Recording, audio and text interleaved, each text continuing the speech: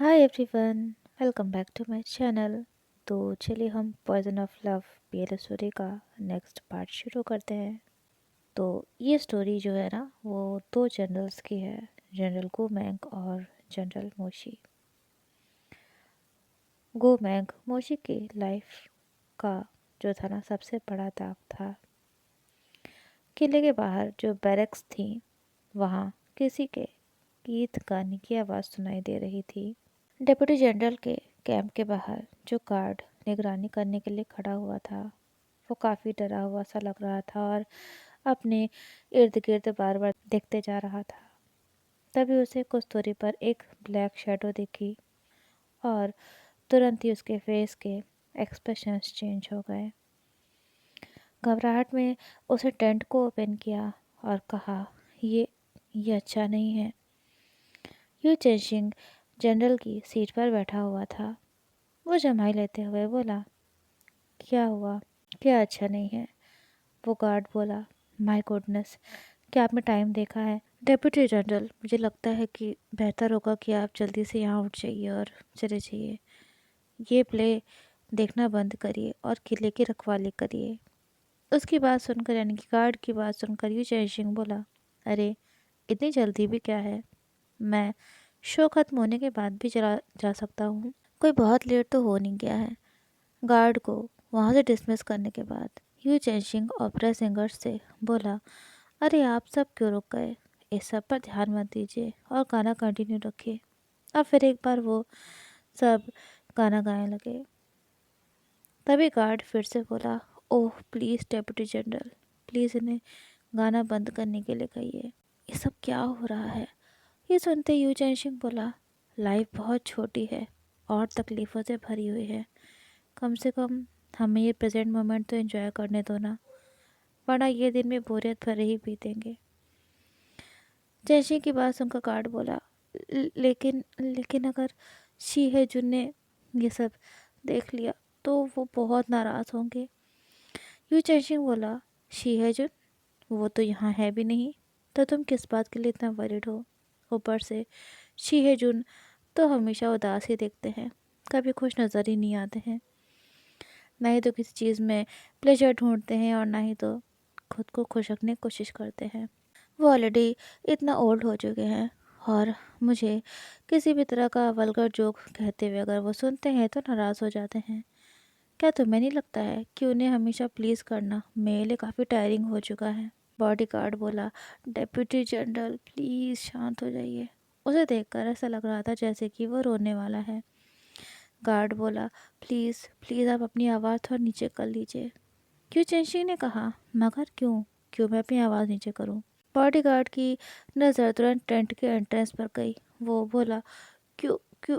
क्योंकि यू चेंशिंग ने अपने सिर को शीहेजुन यानी जनरल मोशी के सिल्वर फर कोट से कवर कर लिया और कहा, क्या शीहेजुन लगा रखा है? उन्होंने तुम्हें बहुत डरा रखा है ना? तुम हर बार उनका नाम लेने पर इतना घबरा क्यों रहे हो?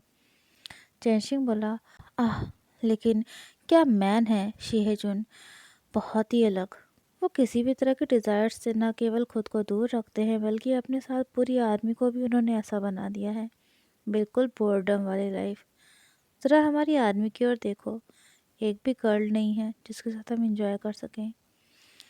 और ये सच भी था। चोंगुआ की सारी आर्मीज़ में शीहेजुन की डिवीज़न के लोग सबसे ज़्यादा सफ़र कर रहे थे। हालांकि शीहेजुन के रूल के अंडर ज़्यादा कुछ शिकायत करने के लायक था नहीं जब बात फूड और क्लॉथ्स के एक्सपेंसेस पर थी। लेकिन जैसा चेंशिंग ने कहा था, जनरल मोशी बोरिंग और सीरियस दोनों ही थे। चेंशिंग बोला, शीहेजुन एक बहुत ही अच्छे पर्सन है, लेकिन अपनी डिज़ायर्स को कंट्रोल करना उन्हें बहुत अच्छे से आता है। और देखो तो, ना वो खुद इंजॉय करते हैं और ना ही तो हमें इंजॉय करने देते हैं। उनकी एंग्जाइटी ने उन्हें पूरी तरह से कंज्यूम कर लिया है। सच में वो अपने इस हैंडसम फेस को ना वेस्ट कर रहे हैं। बॉडीगार्ड की आंखों में डर साफ साफ नजर आ रहा था। वो बोला, यू गोंगसी, प्लीज़ प्लीज़ आगे कुछ मत कहिए आप। लेकिन चेंशिंग कहाँ सुनने वाला था। वो अपनी बात बोलते चला जा रहा था। वो बोला, मैं विलेज की सबसे खूबसूरत लड़की को अवार्ड दूंगा। तभी एक आवाज़ आई, तुम किसे अवार्ड दे रहे हो? अचानक से एक डीप कोल्ड रूथलेस मेल की आवाज़ सुनाई दी। उस पर्सन ने सिल्वर आर्मर पहन रखा था और वो टेंट के अंदर आ गया था। वो काफ़ी टॉल था, हैंडसम था। उसने मिलिट्री यूनिफॉर्म पहनी हुई थी, बूट्स पहने थे लेदर के। ओवरऑल वो बहुत ही ज़्यादा हैंडसम था। वो कोई और नहीं, जनरल मोशी थे। उनकी खूबसूरत आंखें ज़रूर थीं, लेकिन वो कोल्डनेस से भरी हुई थी। अचानक से मोशी वापस क्यों लौट आया था? यू चैनशिंग की तो हालत बहुत ही ख़राब हो गई थी। वो शिवर कर रहा था और उसने अपने फर कोट को और कसकर अपने अराउंड रैप कर लिया। वो रोने का नाटक करते हुए बोला, जनरल मो, अगर अगर आप इतनी जल्दी वापस आने वाले थे तो आपको हमें इन्फॉर्म कर देना चाहिए था।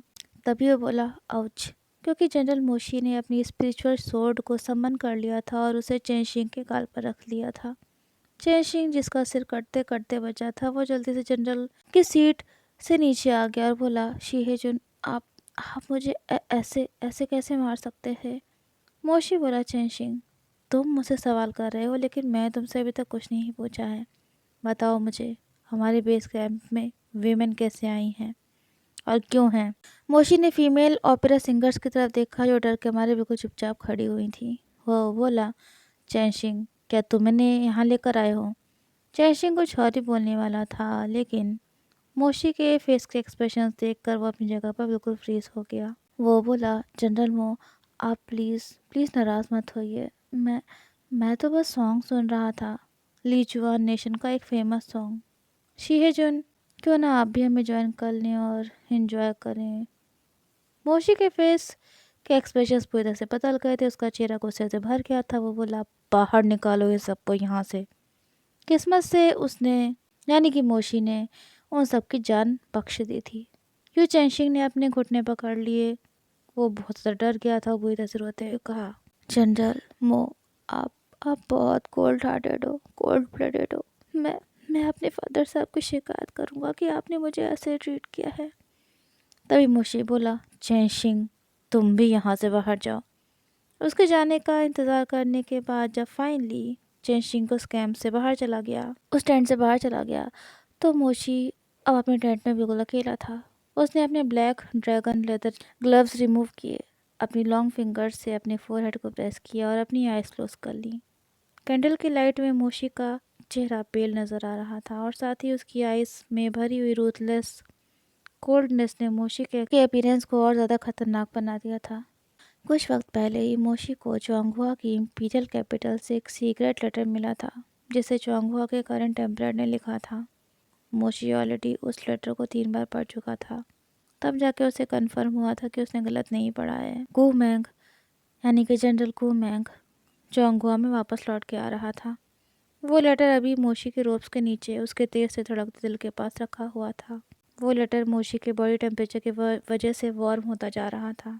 गू मैंग चोंगहुआ में वापस आ रहा था।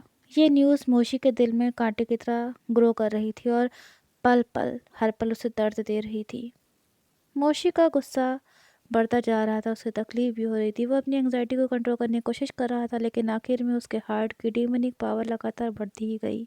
अचानक से मोशी की आइज ओपन हो गई और उसने अपने सामने रखी हुई फाइल्स पर जोर से किक मार दिया और वो सब ज़मीन पर गिर पड़ी। बाहर जो गार्ड खड़ा हुआ था वो भी काफ़ी डर गया था इस चीज़ से। सो फ्रेंड्स, कैसा लगा आज का पार्ट में ज़रूर बताइएगा और अगर आपको स्टोरी पसंद आ रही हो तो प्लीज़ यार चैनल को सब्सक्राइब करना मत भूलना। मिलते हैं नेक्स्ट पार्ट में। Till then take care and have a nice day everyone.